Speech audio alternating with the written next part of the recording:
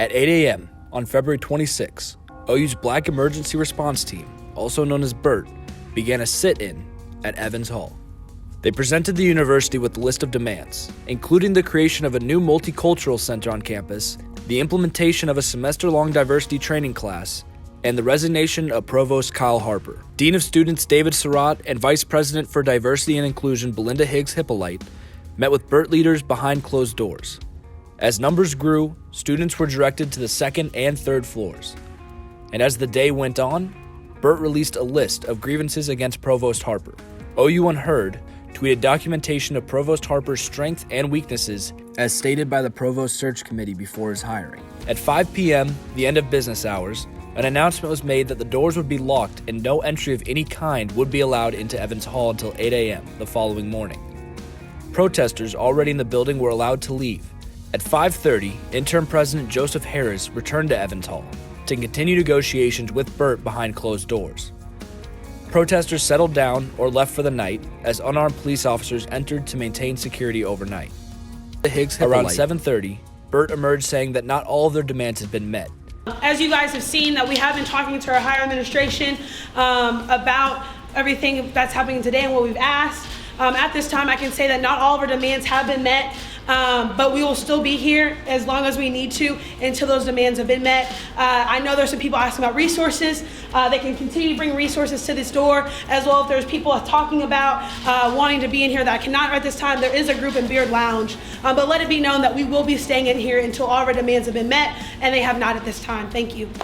The university released a statement that recognized the students' right to protest and the problematic racist events leading to the protest. Remaining administrators left the building for the night, and students spent their first night in Evans Hall. As business hours began on the second day of the sit-in, students and faculty arrived on campus to find signs on statues calling for Provost Harper's resignation. Harris arrived around 9 a.m. Keisha Keith relayed that BERT would be meeting with administrators, Kyle Harper among them, and handed out a statement saying some demands had already been met, and a plan being presented to OU's Board of Regents on March 10th or 11th. At around 11 a.m., BERT responded to the university's statement that the ball was in their court and clarified the nature of the strike. Keisha Keith has made a statement by the University of Oklahoma that the ball is in our court. Our demands have still not been met. So we will continue to do a sit-in, continue to be on a hunger strike until all our demands are met. We would like to make a clarification since there is some misknowledge being shared in the media. Some of us are on the hunger strike. 6 of the BERT exec members are on hunger strike. They have still not ate since 8 a.m. of yesterday.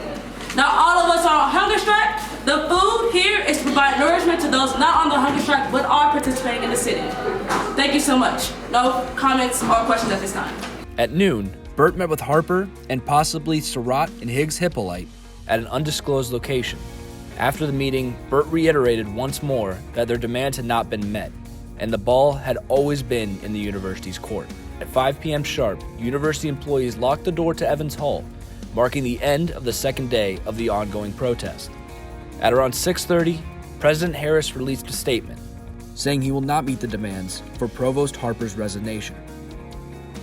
Shortly after, BERT responded saying they would bring additional demands the following morning. Conversation with upper administration. They will be releasing a statement within probably the next hour listing the demands that the president, Surratt, and Hippolyte have been able to meet. And one of the demands they have not been able to meet as well is the resignation of Provost Kyle Harper. However, to that we have came to consensus and be able to soon, tomorrow, be able to release that to you all, a very detailed and outlined plan. Even though we're not getting a resignation, we are making systematic change and keeping a checks and balance system happening at the University of Oklahoma, specifically within the office of the president and the provost. So I want to thank you all for being here continuously and being able to help meet these demands today. So I appreciate y'all. The students returned to sleep for the second night in Evans Hall, ready to continue negotiations for a third day of the sit-in. The sun rose on Evans Hall on February 28th, the third and final day of BERT's sit-in. Outside the building, chalk called for solidarity with the movement. the resignation of Provost Harper, and an end to the string of racist incidents plaguing OU's past and present. Inside the building, students slept a little longer while faculty returned to work. Bert spent an hour from 12:30 to 1:30 behind closed doors in the president's office. Throughout the afternoon, various student organizations, including the Undergraduate Student Congress, the Gender and Equality Center, the Pan-Hellenic President and Housing Center Student Association, announced their support for Bert and the sit-in. Around 4:21, Bert leaders gave a statement to the public and media announcing the end of their 3-day sit-in and hunger strike and elaborated on the conditions of the end of the protest. All right. Thank you all for being here. For immediate release to the press and everyone, the Black Emergency Response Team began its sit-in on Evans Hall and hunger strike at 8 a.m. on Wednesday, February 26th, with the sentiment that we are fed up as Black students who have withstood racist incidents after racist incidents. We were ready for action, and we took it. That action continues today. The work does not stop here, and we are proud of the progress that we made throughout this time. The power of numbers cannot be overstated. It's imperative that we use these numbers to consistently apply pressure to our administration. We are here together across racial and ethnic lines of religious, spiritual, age, gender, orientation, and ability, plus more. What has transpired over the past few days has been nothing short of historic. We did that. We are proud of the work that has gotten done. Also, we are pleased with Vice President David Surratt, Vice President Belinda Higgs Hypolite, and Interim President Joe Haruz, who have all worked with us and listened to the demands that we commissioned. On Wednesday morning, we called for steps towards systemic change at the University of Oklahoma. While we knew this would not happen quickly, we are certainly here for the long haul. We can announce that most of our demands will be represented within the university's strategic plan that will be presented to the Board of Regents on March 10th through 11th. When it was clear that Provost Kyle Harper would refuse to resign, we gave a new list of demands that would ensure some accountability and checks on the office of the provost to bring about equity. Out of these demands, 2 are under the scope of Interim President Haruz. They are as follows: creation of Student Advisory Council to the Provost Office, similar to the current VP of Student Affairs Student Advisory Committee, or VPAC, to provide insights and advice to the Office of the Senior President and Provost. 2, regularizing a 360 review process for senior executive leadership reporting to the Office of President. This review process will be starting with Senior Vice President and Provost Kyle Harper this semester. Establishing a feasibility committee for a multicultural center, equity training for faculty, and a course on diversity were all fully committed by the administration. This is a win for us. This is a win for the people. But these are wins that we must continuously fight for.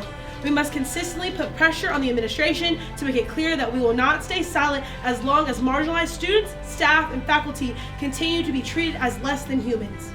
Interim President Joseph Haruz has also agreed to meet with us every 2 weeks, and we will use these meetings to reiterate our list of demands and hold the administration accountable for the betterment of all marginalized communities at the University of Oklahoma.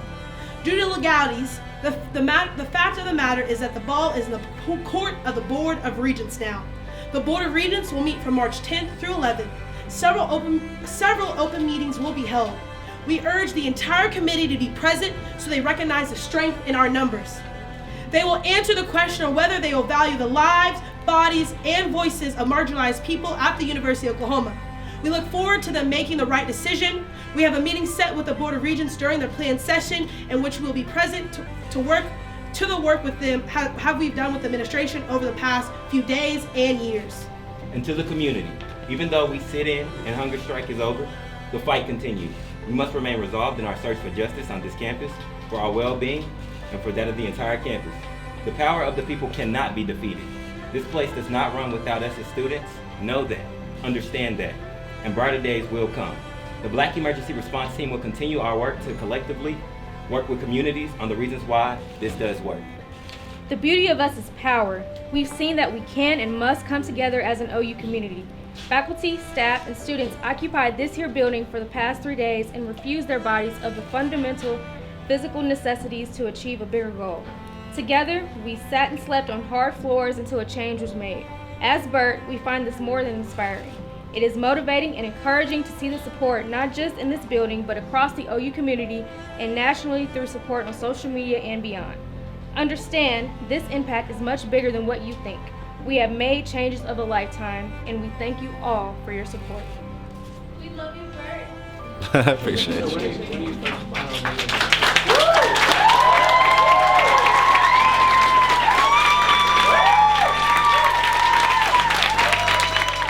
Immediately following the statement, protesters helped students and faculty alike to clean up Evans Hall. Many of Burt leaders who still had not eaten joined in on the effort. Inside the president's quiet office, Dean of Students David Surratt delivered the university's official statement. Our students have raised legitimate concerns about campus climate that it's impacting not only OU, but also colleges and universities across the country. We've had some tremendous conversations, a lot of great dialogue and back and forth about the importance of what we need to do moving forward. And they actually raised a lot of concerns or issues that were consistent with recommendations already in our strategic plan that will be submitted to the Board of Regents in March. And so I'm really excited about that we've had crystallization of those ideas and those facts, in addition to a few new items that they offered and they shared publicly as well, around the idea of a 360 evaluation for senior leadership, including those who report to the President's office, and also an advisory council similar to ones we already have in place that will support ongoing dialogue with the Provost's office as well.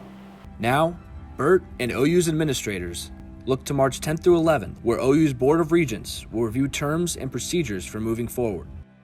For the first time in almost 60 hours, the doors have closed on Evans Hall without students inside.